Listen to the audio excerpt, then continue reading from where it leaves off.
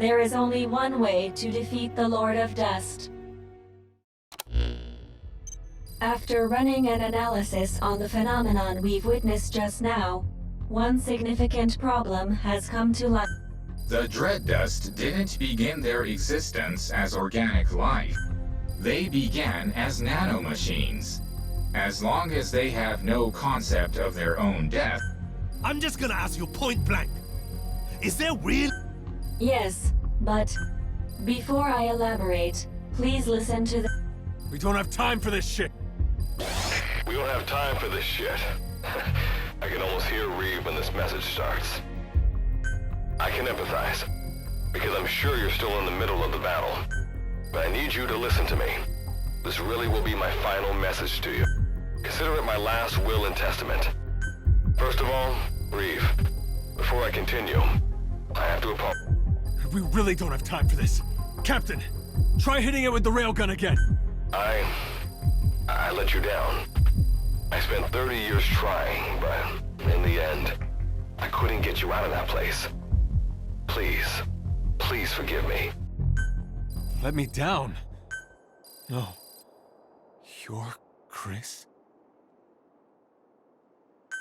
I remember it like it was yesterday.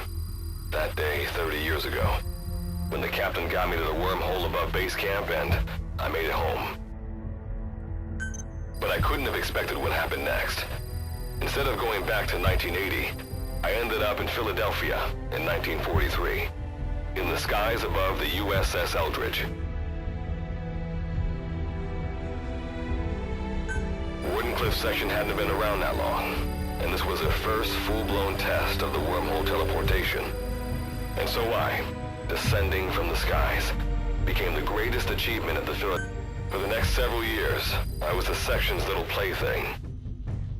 But over time, I rose to the rank of researcher and gained more influence in the section.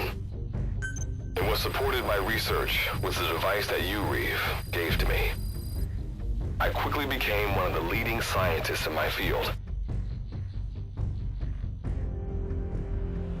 But most of my work was simply me recreating what I'd seen on the device.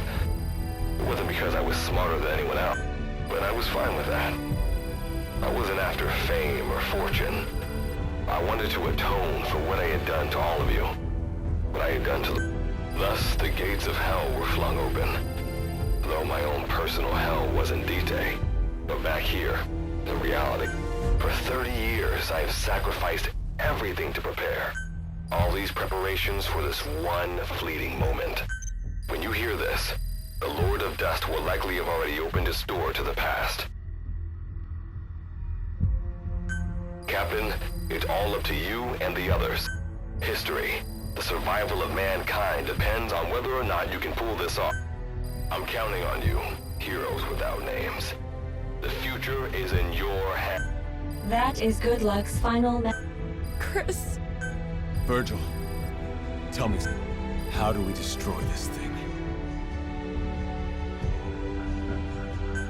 There is only one way. I must become one with the Lord of Dust and reveal the concept of death to all Dread Dust. Once this has happened, fire the railgun at the Lord of Dust and me.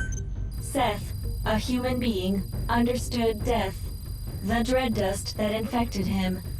Because it was so dependent on the properties of its host, when Seth's... I will do the same thing to the... But Virgil, if you do... I am ready for that. Do you even understand what death is? At the very least, I have developed my own I have spent a long time with the Karen Corps, the captain, and all of you. Journeyed with you, fought alongside you.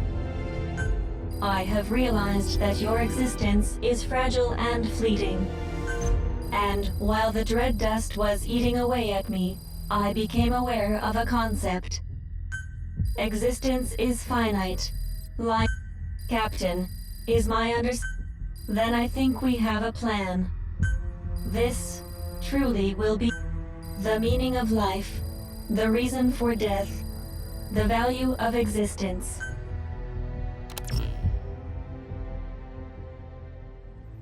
I am ready to do this.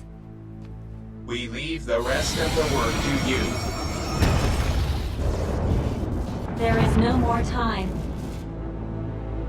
Goodbye, everyone.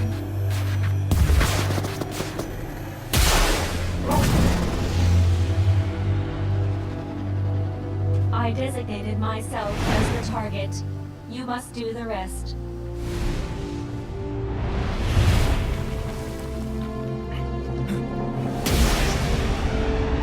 I truly enjoyed the time we spent together.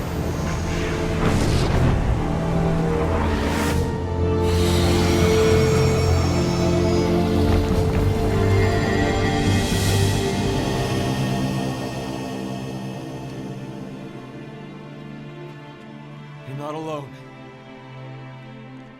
Whatever the pain, we'll get through it together. You can do this, Captain.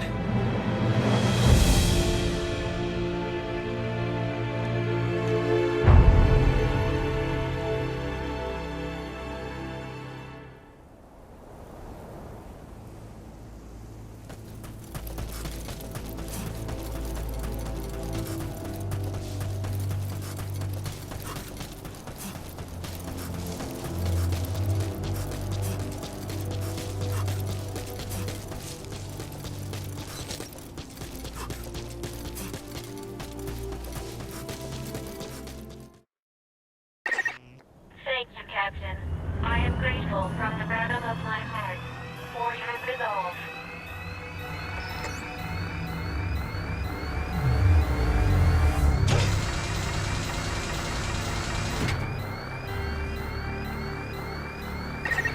My mission is to support you.